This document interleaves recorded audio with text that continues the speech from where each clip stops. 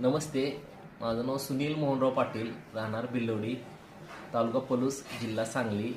मला पित्ताचा त्रास जवळ 15 ते 16 वर्ष पूर्ण पित्ताचा आणि ॲसिडिटीचा त्रास होता.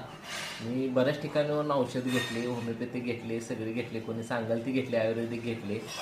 पण असं जाणवलं की मी एका म्हणजे आमच्या व्हॉट्सअप ग्रुपमध्ये सरांचा मला पत्ता वगैरे नंबर कळाला आणि मी त्यांना कॉन्टॅक्ट केला. सरांनी अविनाश सरांनी मला औषध दिले किंवा बिन औषधाचं औषध गोळ्या मला सांगितलं, पण मला विश्वास बसला नाही त्याचा.